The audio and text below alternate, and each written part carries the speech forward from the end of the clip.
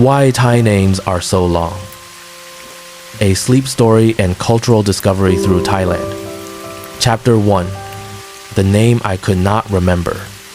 Before I came to Thailand, I believed Thai names were long simply because they were complicated.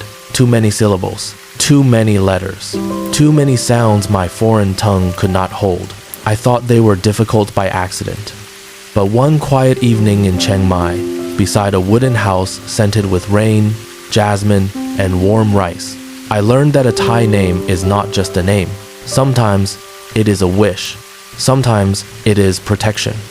And sometimes, hidden inside a long name, there is a family's quiet hope for a child's entire life. My name is Thomas. I am a writer from England, and the first Thai name I ever tried to pronounce properly belonged to a woman named Pimchanok Siriporn Wanichkul. I stared at the letters on my notebook for a long time. Pimchanok Siriporn Wanichkul. It looked less like a name to me and more like a small poem. Pim laughed softly when she saw my face. Too long? She asked. I smiled, embarrassed. A little. She stirred her tea slowly. Outside, rain tapped on the roof like gentle fingers. The evening market nearby was closing. Metal shutters rolled down one by one. Somewhere, a motorbike passed through the wet street. The air smelled of grilled chicken, banana leaves, and earth after rain. Pim looked out into the garden. Foreigners always think Thai names are long, she said. They are, I answered. She smiled. Yes, but not without reason. That was the beginning of my discovery. In my country, names often felt like labels. Short, practical, easy to say. But in Thailand, I began to notice something different. Names seemed to carry weight. A grandmother would say a child's full name with pride. A teacher would write a student's name carefully on a certificate. A monk might suggest a new name for better luck. A parent might choose syllables that meant brightness, success, kindness, beauty, strength, or fortune. And then, almost mysteriously, everyone would call the person by a nickname anyway. Wait, I said to Pim, so your real name is very long, but people call you Pim? She nodded. Yes. Why? She laughed again. Because life is already difficult. We do not need to say everything every day. I liked that answer. Simple. Very Thai. The next morning, I followed Pim to a small family gathering outside the city. The road curved past rice fields washed clean by the night rain. Mist floated above the green hills. Banana trees leaned beside wooden fences. Dogs slept under parked trucks. Chickens walked proudly across narrow lanes as if they owned the village. At her aunt's house, shoes gathered near the doorway like quiet guests. Inside, the floor was cool beneath my feet. An old fan turned lazily. The smell of coconut curry drifted from the kitchen. Pim introduced me to her family. This is my uncle, she said. Everyone calls him Lek. Lek meant small, but Uncle Lek was not small at all. He was a broad-shouldered man with a warm face and a laugh that filled the room. This is my cousin Nok. Bird. This is Ploy. Gem. This is Moo. Pig. I blinked. Moo? The family laughed kindly. Pim whispered, It is normal. I looked around the room. A man called Small, who was large. A woman called Bird, who worked in a bank. A young boy called Pig, who was eating mango with great seriousness. Everything felt confusing, and yet strangely sweet. At lunch, I sat beside Pim's grandmother. She was small and graceful, with silver hair tied neatly at the back of her head. Her hands moved slowly but surely as she placed rice on my plate. You like Thai food? She asked in careful English. Very much, I said. She smiled. Then she pointed to Pim. Her name? She said. Good meaning? Pim translated gently. My grandmother says my full name was chosen carefully. What does it mean? I asked. Pim paused. Not because she did not know, but because the meaning was not easy to carry from Thai into English. Pimchanak, she said slowly, has a feeling of beauty, writing, and bird-like grace. Siriporn means blessing, good fortune, something auspicious. Wanichkul is the family name. Her grandmother nodded. Good life, the old woman said. Then she touched Pim's hand. Good heart. The room became quiet for a moment. Not sad, not serious, just tender. I looked again at the long name I had once found difficult. It no longer looked like a problem. It looked like a gift. Later that afternoon, rain returned. Soft at first, then steady. The family moved chairs closer to the open window. The garden darkened into deep green. Water dripped from mango leaves. Somewhere in the distance, temple bells sounded faintly through the rain. Uncle Lek poured tea. You know, he said, many Thai people also change names. Change names? I asked. Yes, if life is not good, if business is bad, if health is not good. Some people believe a new name can bring better energy. End quote. I looked at Pim.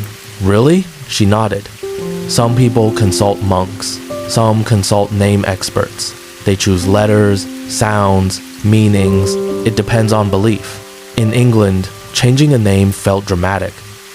In Thailand, it seemed almost like adjusting the direction of a boat when the river changed. Not strange, not foolish, just another way of hoping, another way of caring. That evening, as the rain softened, Pim's grandmother brought out old family photographs. Black and white faces, wedding portraits, school uniforms, baby pictures. Each person had a full name. Each person had a nickname. Each person had a story. This one, Pim said, pointing to a young man in an old photograph, was called Chai. His full name meant victory. And was he victorious? I asked. Pim smiled. He survived many difficult years and still made everyone laugh. So yes. She pointed to another photograph. This aunt was called Dao. Star? Yes. In the picture, Dao stood under a tree, smiling shyly. She became a teacher, Pim said. Many children loved her. A star, I thought, does not always shine loudly. Sometimes it shines by helping others see. By nightfall, I had stopped thinking Thai names were too long. Instead, I began to wonder whether my own name was too short. Thomas, one simple word, a name I had carried all my life without questioning. But Thai names made me ask a new question. What do we hope for when we name someone? Do we simply identify them, or do we bless them? Before sleeping that night, I sat on the wooden balcony. The village was quiet. A gecko clicked from the wall. Rainwater fell from the roof in slow drops. The air smelled of wet leaves and distant cooking smoke. From somewhere nearby, I heard a mother calling her child inside. Not by his full name, just his nickname, softly, lovingly, again and again. And in that small sound, I began to understand. A full Thai name may be long because it carries meaning. But a Thai nickname is short because it carries closeness. One is the blessing, the other is the embrace. I closed my notebook. For the first time, the long names around me no longer felt difficult. They felt alive. And as the village settled into sleep, I knew this was only the beginning. Because tomorrow, Pim would take me to meet an old monk who had helped name half the children in her village. And there, beneath the quiet roof of a temple after rain, I would learn that in Thailand, even a single syllable can be chosen with the care of a prayer. Chapter 2. The Monk Who Named Children. The next morning arrived quietly, not with alarm clocks, not with the hurried footsteps I was used to back home, but with birdsong, soft sunlight, and the distant sound of a broom sweeping fallen leaves from a temple courtyard. I woke before sunrise. For a few moments, I simply listened. The village was still half asleep. Mist drifted over the rice fields. Roosters announced the morning with great confidence. A gentle breeze moved through the banana trees. The world felt slower here, not lazy, simply unhurried, as if time itself had decided to walk instead of run. After breakfast, Pim arrived on her small motorbike. She handed me a cup of iced coffee. Ready? She asked. For what? To meet the monk. I smiled. The one who names children? She nodded. The very same. The road to the temple wound through green countryside. Water buffalo stood in muddy fields. Farmers worked beneath wide hats. Small wooden homes sat among mango trees and flowering bushes. Every few minutes, a spirit house appeared beside the road, decorated with flowers. Incense, tiny statues, tiny worlds. As we rode, the morning air felt cool against my skin. The sky was pale blue. The sun climbed slowly above distant hills. Everything seemed wrapped in a peaceful silence. Eventually, we arrived at a temple hidden among enormous trees. The entrance was simple. No grand gates, no crowds, only a narrow path lined with golden leaves. The temple buildings glowed softly in the morning light. Orange-robed monks moved quietly between structures. Some swept the grounds. Others watered plants. Nobody seemed rushed. Nobody seemed stressed. The place felt less like a building and more like a breath. A slow, deep breath. Pim removed her shoes before entering one of the buildings. I followed. Inside sat an elderly monk. His robe was neatly folded. His posture was straight despite his age. His eyes were bright and calm. The kind of eyes that seemed to notice everything without judging anything. Pim bowed respectfully. The monk smiled, then looked toward me. "So," he said in surprisingly good English, "you are the foreigner who thinks Thai names are too long." Pim burst out laughing. I felt my face grow warm. News traveled quickly in villages. "I may have said something like that," I admitted. The monk chuckled softly. "Many visitors say the same thing." We sat together on woven mats. Outside, wind moved through bamboo leaves. A bell chimed somewhere in the distance. The monk poured tea. The movement was slow and deliberate, almost meditative. For several moments, nobody spoke. Then he asked me a question. "What is your name?" "Thomas." "And what does Thomas mean?" I paused. I honestly wasn't sure. The monk smiled gently. "Most people know their names." Then he added, "Very few know their meanings." His words lingered in the quiet room. I had carried my name for decades.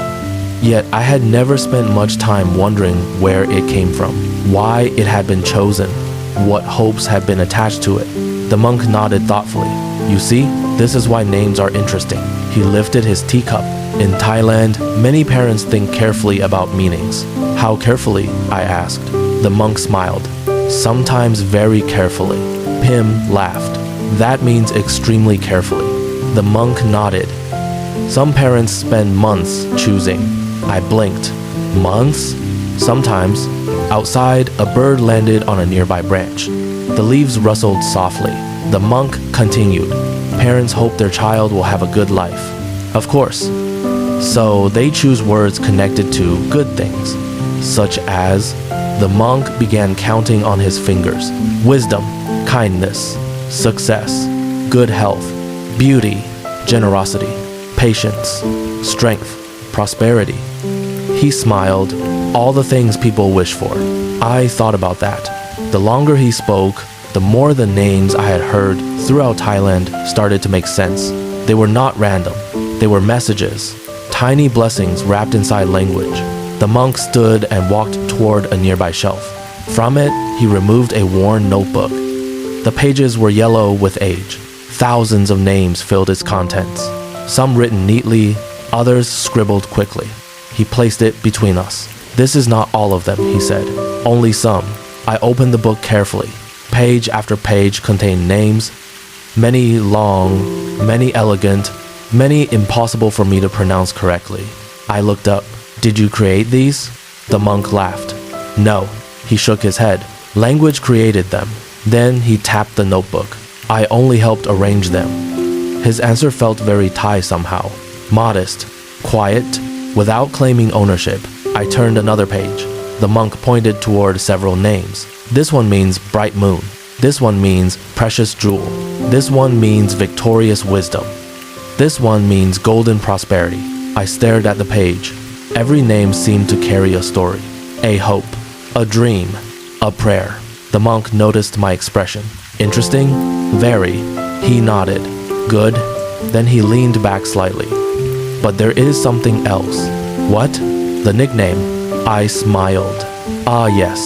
The mysterious nicknames." The monk laughed. Many foreigners, I discovered, asked about Thai nicknames because they often sounded unusual, especially compared to formal names. Pim began listing examples. Mu, bird. Lek, Noi, dying. Nid, fun. Some. I laughed. Rain, orange, small, little. Exactly. Why? The monk smiled. Many reasons. The answer, I would soon learn, was far more fascinating than I expected. Long ago, some families believed simple nicknames protected children. Others believed unusual names confused harmful spirits. Still others simply wanted something easy to say every day. Over time, nicknames became a beloved part of Thai culture. A formal name belonged to ceremonies, documents, graduations, official moments. A nickname belonged to family, friends, daily life, love. The monk folded his hands together. A formal name carries meaning. A nickname carries warmth. The sentence settled gently into my mind. Formal name, meaning, nickname, warmth. For the first time, I felt I truly understood the difference. Outside, the sun climbed higher. Light filtered through temple windows. Dust floated lazily through golden beams. The room felt peaceful, timeless. The monk turned another page, then another, then another. Many names contained elements from ancient languages, especially Sanskrit and Pali, languages connected to Buddhism and history throughout the region. Words traveled across centuries, across kingdoms, across generations, eventually becoming part of modern Thai names. The monk pointed to a name. This part means wisdom. Another. This part means blessing. Another. This part means virtue. I looked down. The names suddenly seemed less intimidating. They were not long because people wanted them to be complicated. They were long because each piece carried meaning. Like building a small house from many carefully chosen bricks. One brick for kindness, one brick for strength, one brick for wisdom, one brick for fortune. Together, they became a name. As midday approached, we walked outside. The temple grounds glowed beneath the sun. Butterflies drifted among flowers. A dog slept beneath a tree. Wind moved through bamboo groves with a soft whisper. The monk stopped beside a pond filled with lotus flowers. For a while, we simply stood there, watching dragonflies skim the water. Finally, he spoke. When parents choose a name, they are imagining the future. The future? He nodded. They are saying, we hope this child becomes something beautiful. I watched the lotus blossoms. White, pink, perfectly still. The monk continued. The future cannot be controlled.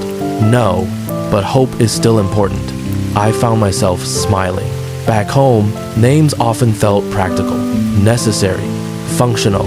Here, they felt almost poetic, an expression of love before a child even understood words. The monk looked toward the pond. Most names are gifts. Then he added quietly, not gifts of money, not gifts of property, not gifts that can be touched. He smiled. Hope. The breeze moved across the water. Lotus leaves trembled gently, and suddenly I realized something. The length of Thai names no longer seemed unusual. In fact, they seemed natural. If a family wishes a lifetime of happiness, wisdom, kindness, health, success, and peace for their child, how could a short name possibly hold all of that? The afternoon passed peacefully. Before leaving, I thanked the monk. He nodded, then asked one final question. Do Thai names still seem too long? I smiled. No. He laughed softly. Good. Then he pointed toward the village below. Tomorrow, ask the grandparents. The grandparents? Yes. They remember how names changed.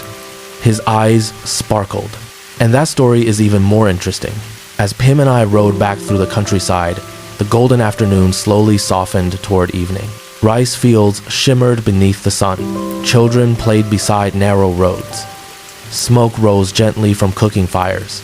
Everything felt calm, comfortable, familiar, and as the first stars began appearing in the darkening sky, I found myself looking forward to tomorrow. Because somewhere in the village, elderly grandparents carried memories stretching back many decades. Memories of old Thailand, old names, and the surprising reasons why Thai family names became some of the longest in the world. And that story, I suspected, would change my understanding once again. Chapter 3, The Day Everyone Needed a Last Name. That evening, rain returned once more. Not a storm, not the dramatic kind that shakes windows and rattles roofs, just a gentle tropical rain, the kind that seems to wash the world slowly, patiently. As darkness settled over the village, tiny lights appeared inside homes, warm yellow squares glowing behind curtains. The smell of cooking drifted through the air. garlic, chili, rice steaming in metal pots. Somewhere nearby, a television played softly. A dog barked once and then decided it was too comfortable to continue. The village seemed to settle into its evening rhythm. Slow, peaceful, unhurried. Pim invited me to visit her grandparents again. This time, several older relatives had gathered together on the wooden veranda. The rain tapped gently on the roof overhead. Teacups sat on a low table. A ceiling fan rotated lazily. Everyone seemed relaxed, as though stories naturally appeared whenever the weather turned rainy. And perhaps they did. The oldest person present was a man everyone called Grandfather Somchai. He was 92 years old. His back curved slightly with age. His movements were slow, but his eyes remained sharp, bright, curious, the eyes of someone who had watched history unfold. When he learned I was interested in Thai names, he laughed softly. Ah, he nodded. You have reached the interesting part. Everyone smiled. Apparently they agreed. I settled into a chair. Rain continued its quiet song above us, and Grandfather Somchai began. When I was young, he said, many people did not have family names. I blinked. What? He nodded. No family names. I looked at Pim. She nodded too. It's true. I had never considered that possibility.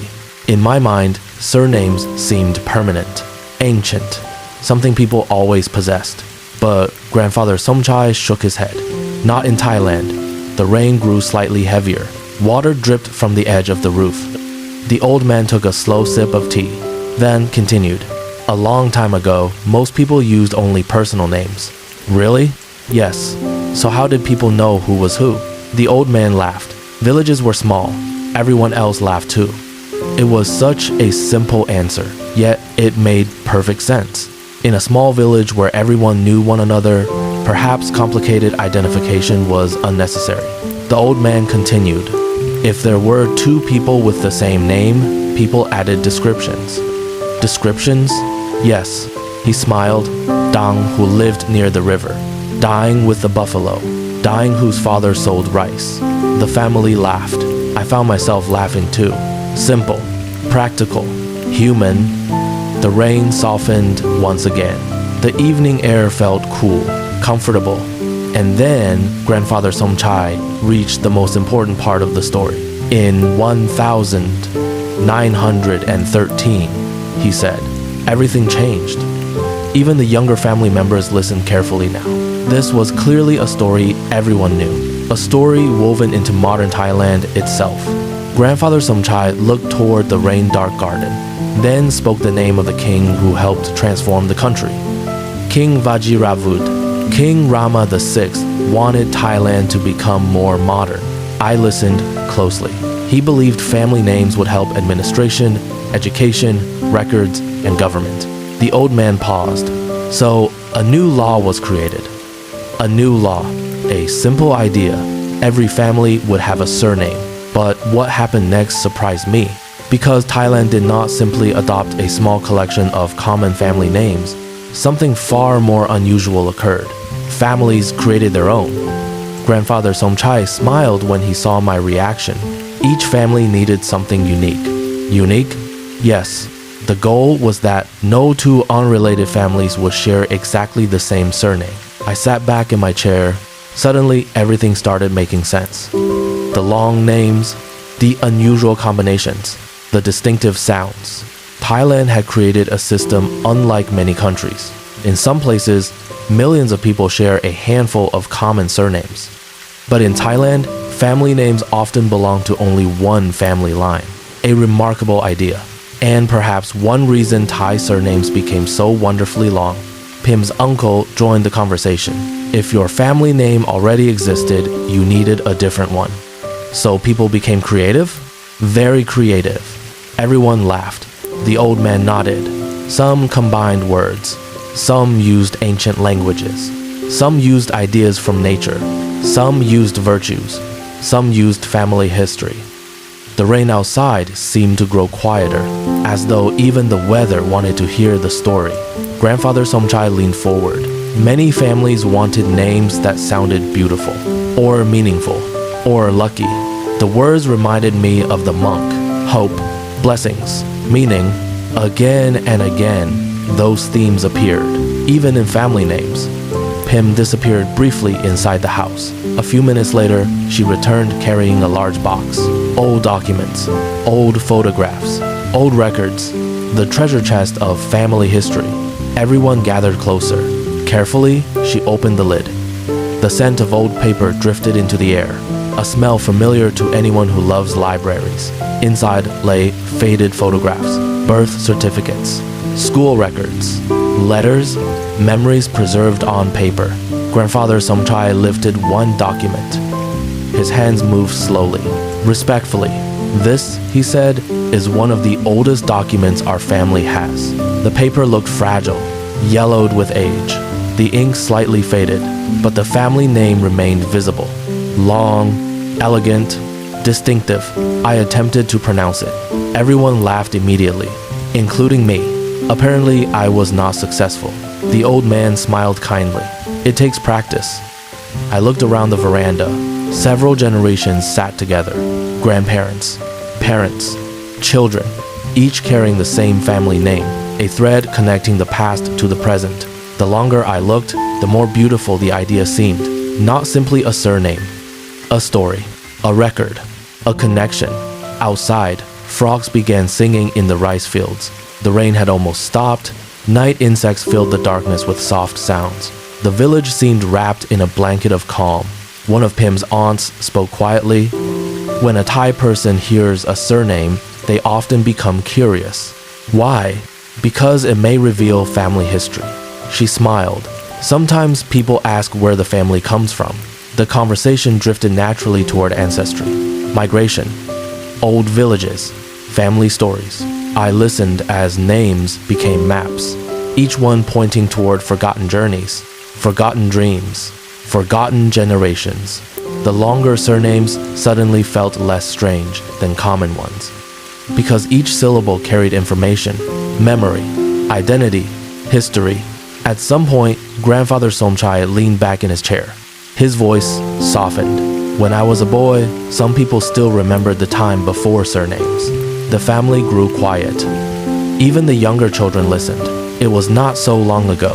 His gaze wandered toward the darkness beyond the veranda, perhaps seeing people long gone, perhaps hearing voices from another era.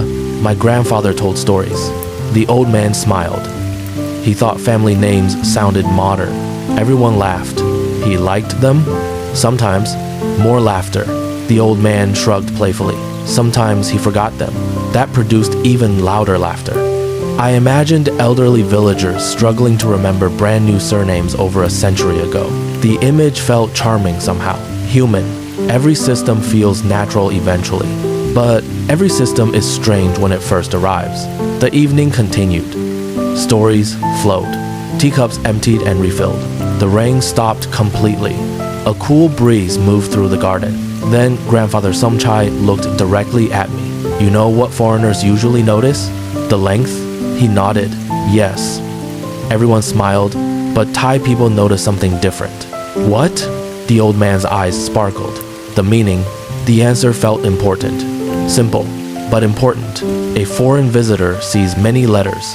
A Thai person often hears history, family, identity, connection, meaning the same name, different perspectives. The fan continued turning above us.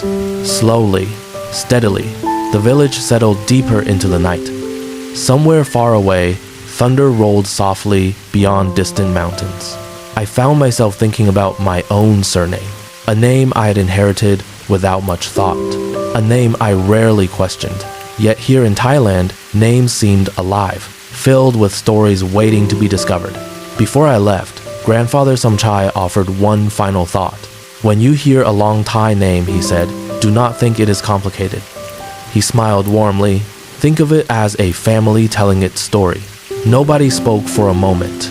The only sounds were insects, wind, and the distant frogs singing beneath the stars. Then the old man laughed softly. Besides, what? He grinned. It helps make telemarketers work harder. The entire veranda erupted with laughter, including me. The perfect ending to a thoughtful evening. As Pim and I walked home beneath the moonlight, I felt my understanding changing again. First, I had learned that personal names carried blessings. Then, I learned that family names carried history. But tomorrow, I would discover something even stranger. Because despite possessing some of the longest official names in the world, many Thai people answer to nicknames like ice, bank, mint, boss, beer, film, and golf. A mystery that, according to Pim, would require an entire day to explain. And as the moonlight shimmered across wet leaves and sleeping rice fields, I could not wait to hear that story. Chapter 4. Why everyone is called ice, bank, golf, or beer. The next morning began with sunlight, golden sunlight, the kind that arrives quietly after several days of rain. The rice fields sparkled. Drops of water clung to leaves like tiny crystals. Birds darted between trees. The sky stretched above the village in an endless shade of blue. I sat outside a small cafe near the local market, sipping coffee and watching the village wake up. Vendors arranged vegetables on wooden tables. Motorbikes drifted past. Children in school uniforms waited for rides. The air smelled of fresh fruit, grilled pork, and sweet condensed milk. Everything felt peaceful, comfortable, familiar. By now, Thailand no longer felt entirely foreign. There were still mysteries, of course, but they felt like friendly mysteries, the kind that invite curiosity rather than confusion. And today's mystery involved nicknames. Specifically, why half the people I met seemed to have names that sounded surprisingly international. The first clue appeared when a young waitress introduced herself. "Hello," she said with a smile. "My name is Ice." I smiled back. "Nice to meet you." A few minutes later, another employee appeared. "My name is Bank." Then a customer arrived. "Golf." Another, "Mint." Then, "Boss." I stared into my coffee. Surely this could not be a coincidence. When Pim arrived, I pointed toward the cafe. "You need to explain something." She laughed immediately. "The nicknames?" "Yes." She sat down. I wondered how long it would take before you asked. The waitress named Ice delivered our drinks. As she walked away, I looked at Pim. "Why is she called Ice?" Pim shrugged. "I don't know." "You don't know?" "No." I laughed. "That is not helpful." Pim laughed too. Then she explained. Many Thai nicknames are chosen by parents when children are born. Sometimes before birth, sometimes shortly after. Sometimes for reasons that make perfect sense. And sometimes for reasons nobody remembers anymore. Wait, you mean there may not be a deep meaning? Correct. That surprised me. Because after learning how carefully formal names were chosen, I assumed nicknames followed equally elaborate rules. Apparently not. Some did. Many didn't. And that was part of their charm. We spent the morning wandering through the market. As we walked, Pim introduced me to people she knew.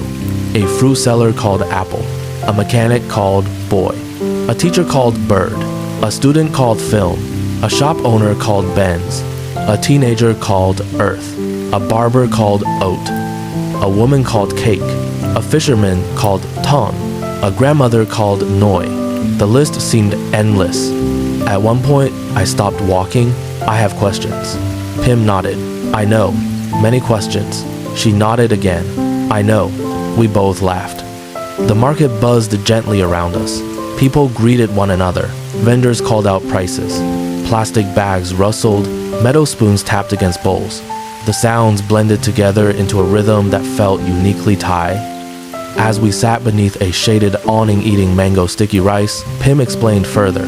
Nicknames in Thailand have changed over time.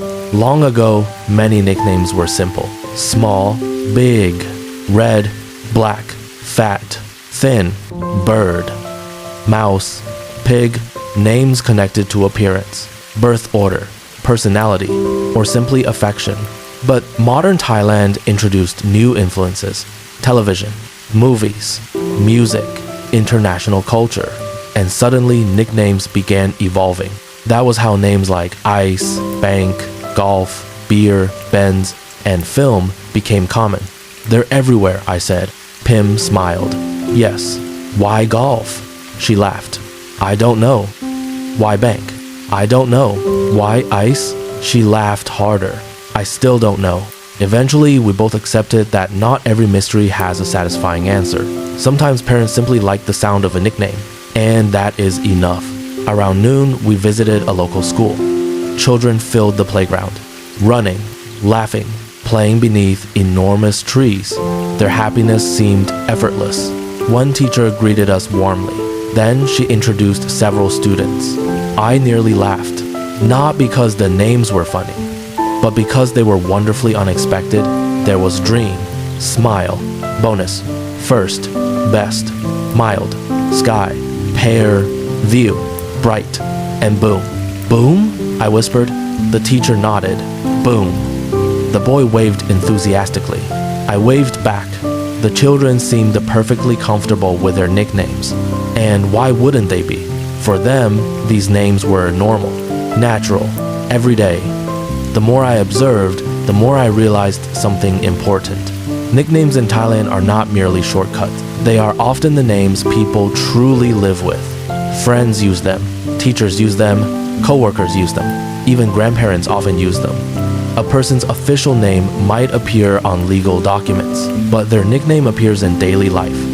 The nickname becomes the voice of affection, the voice of familiarity, the voice of home.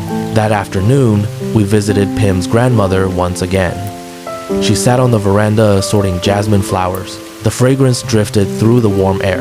A radio played softly nearby. The old woman smiled when she saw us. Pim asked her a question, then translated. Grandmother wants to know what you think of Thai nicknames. I thought for a moment. They feel warm. The old woman smiled immediately. Apparently, that was the correct answer. She spoke softly. Pim translated. Grandmother says formal names are important. Then another sentence. But nicknames belong to the heart. For a moment, nobody spoke. The afternoon breeze moved through the garden. Leaves rustled overhead. The scent of jasmine filled the air. And I found myself thinking about every nickname I had heard since arriving in Thailand. Ice, bank, film, smile, dream, bird, golf, cake. Each one carried something different. Not necessarily history, not necessarily tradition, but closeness, the freedom to be known by something simple, something personal, something loved. As sunset approached, the village became golden. The light softened, shadows lengthened. Children rode bicycles through quiet lanes. Families prepared dinner. Dogs stretched lazily after afternoon naps. Everything felt peaceful, gentle, unhurried. The kind of evening that seems designed for reflection. Pim and I sat beside a small pond. Dragonflies skimmed the water. Lotus flowers floated peacefully on the surface. The sky glowed orange and pink. Then she asked me a question. What have you learned about Thai names? I smiled. A lot. She waited, so I answered carefully. I learned that official names carry hopes. She nodded. I learned that surnames carry family history. Another nod. And I learned that nicknames carry affection. This time she smiled. A warm smile. The kind that says someone understands. For a while, we watched the sunset in silence. No hurry. No pressure. Just the quiet companionship that often grows during long journeys. Eventually, the first stars appeared, one by one, tiny lights emerging above the darkening countryside. And as night settled across the village, I realized only one mystery remained. The biggest mystery of all. Why do Thai parents spend so much effort choosing names? Why does meaning matter so deeply? Why do names continue to hold such importance in a rapidly changing modern world? Tomorrow, I will discover the answer, not from a monk, not from a teacher, not from history books, but from a young couple preparing to welcome their first child into the world. And through their story, I would finally understand that a Thai name is far more than a collection of sounds. It is often the first gift a family ever gives, and perhaps one of the most meaningful. Chapter 5. The First Gift. The final morning of my stay in the village arrived quietly. A thin mist rested above the rice fields. The sky glowed pale gold before sunrise. Somewhere in the distance, a rooster called into the dawn. The world felt suspended between night and day, between dreams and waking. I sat on the wooden balcony of the guest house with a cup of warm tea in my hands. The village was still asleep. Only a few lights glowed behind windows. Only a few voices drifted through the morning air. Everything felt peaceful. The kind of peaceful that settles not only around you, but inside you. I thought about everything I had learned during the past few days. The monk who explained meanings. The grandparents who remembered the arrival of family names. The countless nicknames that filled everyday life. The stories hidden inside every syllable. When I first arrived in Thailand, I had believed Thai names were unnecessarily long, complicated, difficult. Now I was no longer certain how I had ever thought that. A gentle knock interrupted my thoughts. It was Pim. She carried 2 cups of coffee. Ready? She asked. For what? Today you meet my friends. The ones expecting a baby? She nodded. Yes. I smiled. I've been waiting for this story. The sun slowly climbed above the horizon as we walked through the village. Morning markets opened. Food vendors arranged fresh fruit beneath colorful umbrellas. The smell of grilled pork and sticky rice drifted through the air. School children in uniforms hurried along narrow roads. Motorbikes hummed softly through the streets. Life was beginning again, fresh, new, like every morning. Pim's friends lived in a modest house surrounded by mango trees. A wooden swing hung beneath one of the branches. Flowering plants lined the front garden. Wind chimes moved gently in the breeze. The house felt welcoming before we even entered. The young couple greeted us warmly. Their names were Anand and Mali. Both looked excited and slightly tired.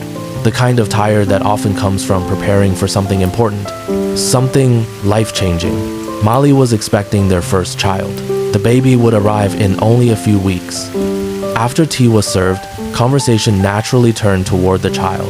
Tiny clothes had already been prepared. A small bed waited in one corner. Books and toys filled a shelf.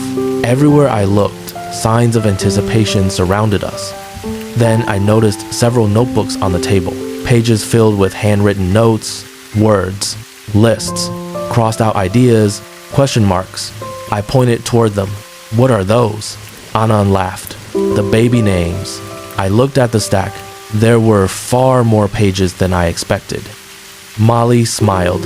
We have been discussing names for months. Months. The monk had told me this happened. Now I was seeing it firsthand. I opened one notebook carefully. Dozens of possibilities filled the pages. Some short, some long, some traditional, some modern, each accompanied by meanings. Hope, wisdom, compassion, strength, happiness, success, peace. The same themes appeared again and again.